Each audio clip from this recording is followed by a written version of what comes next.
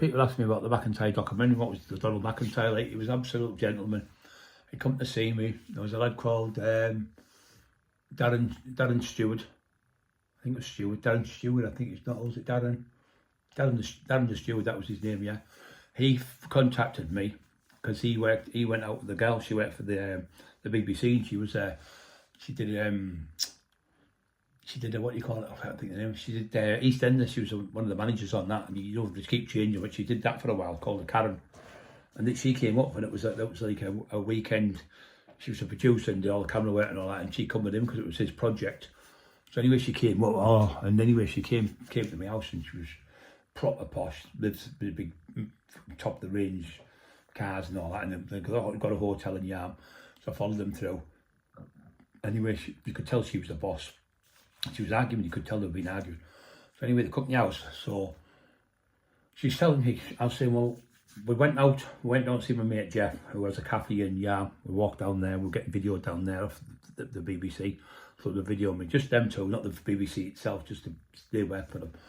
And the videoed it, go to the shop, talking to Jeff, and then we go to Flaherty's house, talking to him about the debts and stuff. So we're doing it, was doing good. So anyway, after all that, she started arguing with him. So what happened is she asked me, I said, well, what happens? I said, people come to me because they'd rather come to me than go to the police. If you go to the police and you live on a council estate, people call you grass. But if they go to like the taxman and I go and see them, I'll go and see Tommy and John. He's arguing with that family, they're arguing with that family. You leave him alone and you leave them alone and both live in harmony, everyone's okay. He'll give me a couple £100, he'll give me a couple £100. And that's how I used to do it. And keep the partner. If he starts, I'd say, I've told you to fucking leave it. How many times you have to come down there again? And that would be it. 9 times out of 10 it'd be sorted. You always get the odd idiots.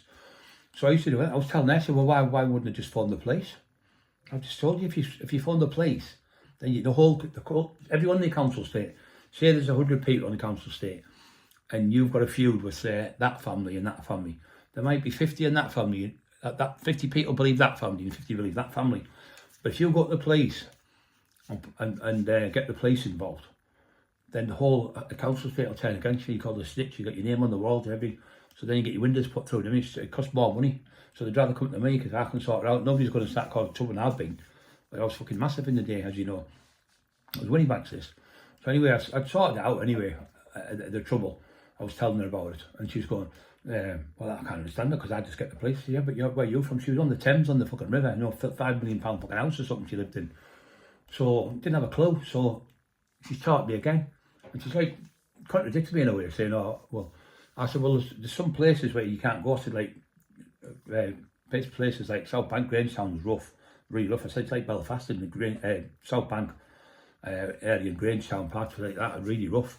I said, so anyway, so we goes down, on the way there was some Irish lads arguing. There was like lads near the Bluebell pub on the way there, and they were arguing, and I knew them, and they waved me down because they seen my card. So I jumped out, and I'm with a lad called Irish Jimmy from Hartlepool, lovely lad, who goes over and they're arguing, and they fucking behaved, they were arguing. One was arguing over one thing, and then it was arguing over wages, so we're going to get the wages. So I stopped there, fucking behave yourself, shoes anyway. They started this little bit of argument. It wasn't planned, just seen them. And then my mates are pulled in at the garage, and anyway, the video was with them, and they said, oh, we don't want to be on the documentary, so they weren't on it, just didn't want to be on it, these Irish lads. So we sorted that out. So we go to Grangetown, and we go to South Bank. So I'm in South Bank, and the window's been put through. And it was costing the lad £70 every other day to get the window fixed.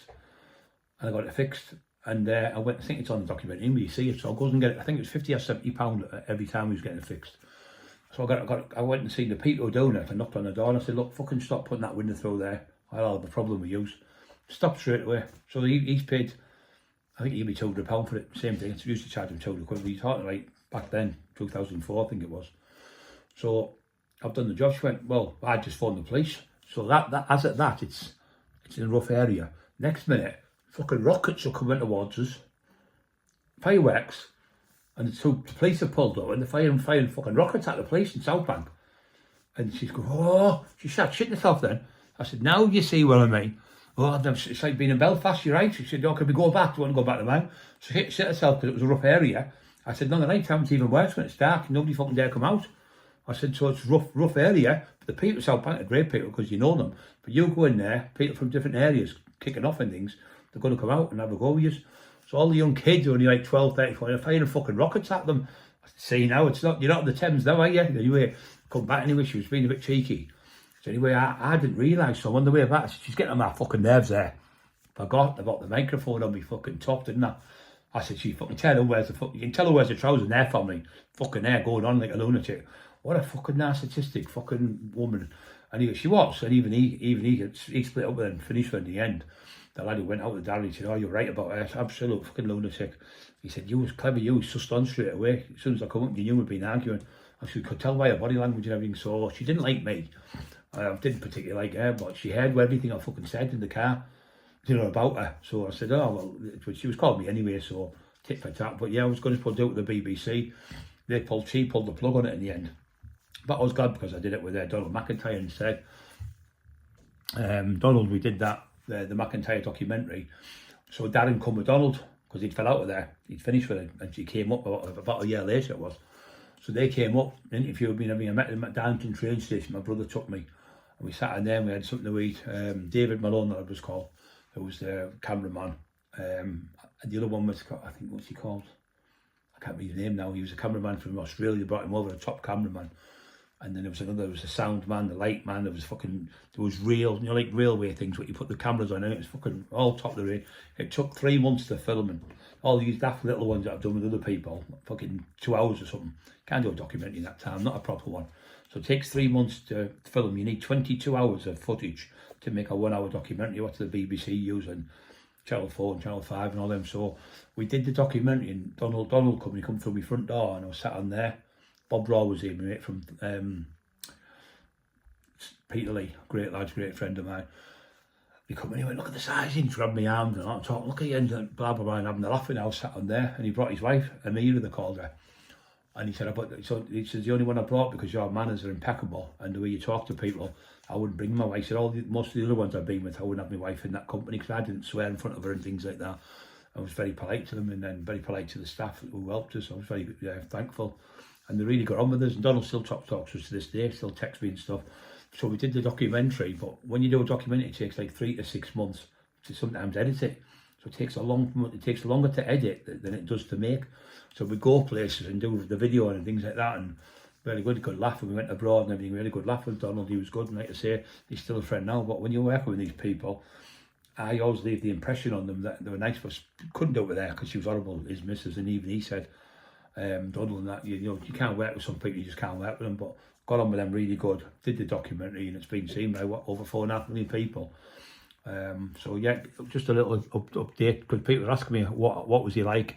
He was good. He actually before I go, he was in the Olympics for Ireland as a canoer. He was actually about, I'd say about 5'10", 5'8", 5'9", 5'10", something like that, and about 15 stone. As you know, I picked him up and strangled him and everything in the thing.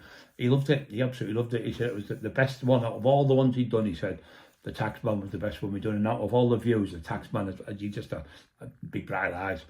Have a look on YouTube. I think there's nearly 4 million people, something like that, seen it. Been watched by more than anyone, that one, what they've done, the Macintyre's Underworld. Then I got Bernard over, I need to do one. Bernard wanted to do one, so I've got to have the Taxman in it. Came here with Brian Anderson. He's a reporter from Glasgow. And they did another one with him. It was Gangsters of the Underworld. I was in that book. There was only 50 top gangsters in Great Britain in it, and I was one of them.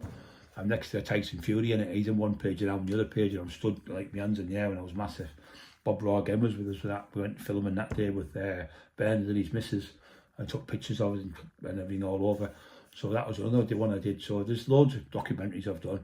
But to keep these people keep coming from London and Essex and all the other places, coming up from the BBC and everything, wanting to do documentaries, I must have done something in my life to warrant these people to do these documentaries. And for the views that I'm getting, obviously they were right to do the documentaries. So there's loads for the due for the films being done. I told you I'm only in about 4 minutes or something because my injuries are horrific, and I could only do sitting down things and a little bit in a warehouse.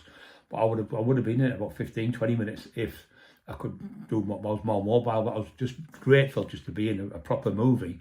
I know it's just a foot in the door, but now he's on about doing the Taxman next year. But this film movie's been finished.